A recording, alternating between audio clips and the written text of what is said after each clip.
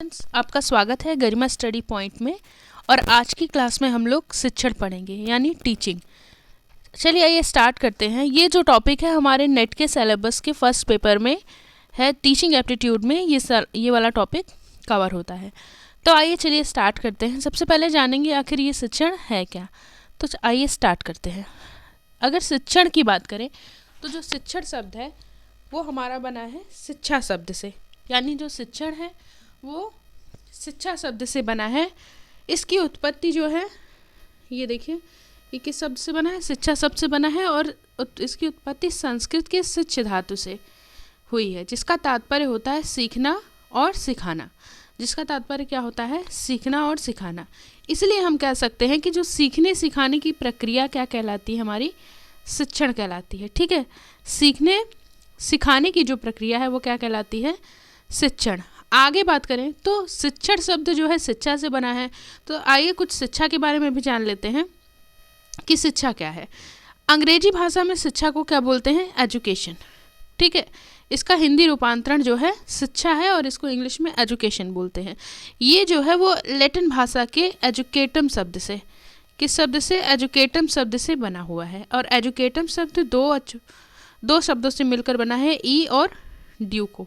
ठीक है, ई का मतलब होता है टू एक्सट्रैक्ट आउट और ड्यूको का मतलब होता है आउट ऑफ, जिसको हिंदी में कहेंगे ई का मतलब अंदर से, ड्यूको का मतलब बाहर की ओर।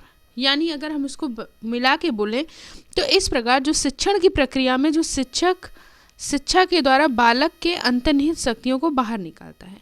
ठीक है, यानी कि अंदर से बाहर की ओर जो भी बालक के अंदर शिक्षक क्या करता है? शिक्षण के अंतर्गत शिक्षक क्या करता है कि बालक के अंतर्गत जो भी अंतर्निहित शक्तियाँ होती हैं उनको अंदर से बाहर की ओर क्या करता है? निकालता है। इसलिए हिंदी जो है, हिंदी का जो हम शब्द यहाँ देखें, इससे क्वेश्चन आता है। यहाँ पूछा जाता है कि एजुकेशन जो है किन दो शब्दों से मिलकर बना है? तो ई और ड्यूको शब्द से मिलकर बना है, जिसका मतलब अंदर से बाहर की ओर। तो आई होप आपको समझ में आया होगा कि शिक्षण जो है वो क्या है, कि इसके माध्यम से जो टीचर होता है वो बच्चों में अंतर्निहित जो भी शक्तियाँ होती हैं उनको क्या करता है? बाहर निकालता है। हम इसको इस तरीके से भी देख सकते हैं कि मान लीजिए कोई क्लासरूम है, किसी भी कक्षा के अंतर्गत जो टीचर होता है और जो स्टूडेंट है, यहाँ जितने भी स्टूडेंट यहाँ बैठे हुए हैं, इनके मध्य जो परस्पर अंतर्क्रिया होती है, ठीक है, इन दोनों के मध्य एक मिनट, इसको इस तरीके से देखते हैं। मान लीजिए ये कोई क्लास है, ठीक है, इनके अंदर जो है, इसके अंतर्गत टीचर है और स्टूडेंट है। तो इन दोनों के मध्य जो भी परस्पर अंतर्क्रिया होगी उसी को हम क्या बोलेंगे? शिक्षण बोलेंगे। ठीक है, उसी को हम शिक्षण बोलते हैं। तो चलिए आगे देखते हैं।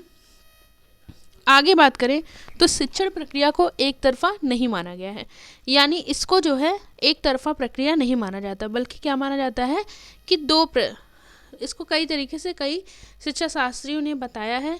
तो आइए देखें कौन कौन से तरीक़ों से शिक्षा शास्त्रियों ने इसमें बताया है। सबसे पहले बात करेंगे तो एडम और रॉस की, यानी कि एडम और रॉस ने इसको क्या बोला है? शिक्षा को, जो शिक्षण है वो एडम और रॉस ने इसको कहा है ये द्विमुखी प्रक्रिया है। ठीक है, इसके अंतर्गत हम शिक्षक और शिक्षार्थी को इन्होंने शामिल किया है। इन्होंने कहा कि जो शिक्षण है वो दोमुखी प्रक्रिया है, जिसके अंतर्गत शिक्षण और शिक्षार्थी जो है शामिल होते हैं। वहीं अगर जॉन डीवी की बात करें तो इन्होंने कहा कि शिक्षण कैसी प्रक्रिया है? त्रिमुखी प्रक्रिया है, यानी इन्होंने एक तरफ शिक्षक, शिक्षार्थी और पाठचर्या को शामिल किया है। इन दोनों की जो डेफिनेशन है वो बहुत फेमस है, बहुत पूछी जाती है कि शिक्षण को द्विमुखी प्रक्रिया किसने कहा है? तो हम लोग बताएंगे कि एडम और रॉस ने। और शिक्षण को त्रिमुखी प्रक्रिया किसने कहा? तो ये हम बताएंगे जॉन डीवी ने। तो इस तरीके से हम लोग ने देखा कि शिक्षण की द्विमुखी प्रक्रिया में किसको शामिल किया गया है?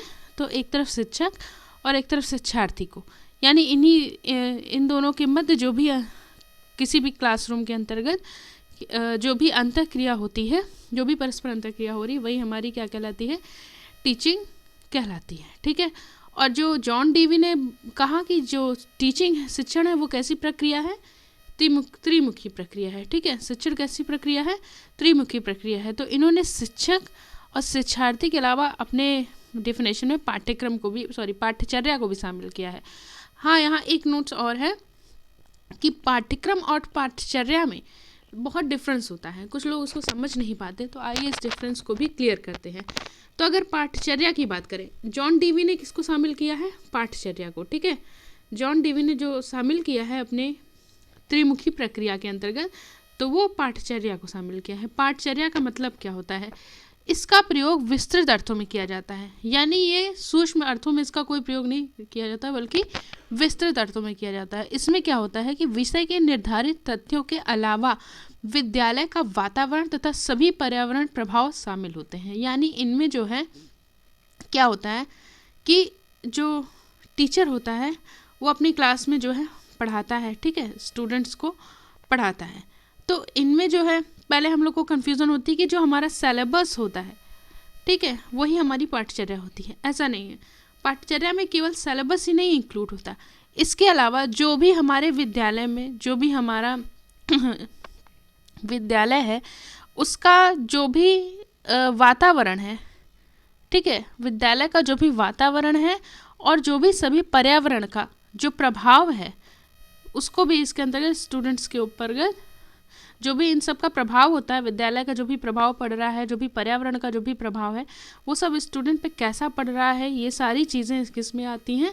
ये सारी चीज़ें पाठ्यचर्या के अंतर्गत आती हैं। वहीं अगर हम बात करें तो पाठ्यक्रम की, ठीक है, पाठ्यक्रम की बात करें तो इसमें सिर्फ किसी विषय में निर्धारित चीज़ें होती हैं, यानी जैसे सिलेबस की बात करें तो पाठ्यक्रम में जैसे सिलेबस, ठीक है, तो इनमें क्या होती हैं, इस तरीके से होती हैं। तो आई होप आपको पाठ्यचर्या और पाठ्यक्रम में अंतर भी समझ में आया होगा। आगे देखें तो शिक्षण प्रक्रिया के अंग की बात करें तो शिक्षण प्रक्रिया में कितने अंग होते हैं? तो 3 अंग होते हैं। कौन कौन से? टीचिंग, ट्रेनिंग और इंस्ट्रक्शन, यानी अनुदेशन।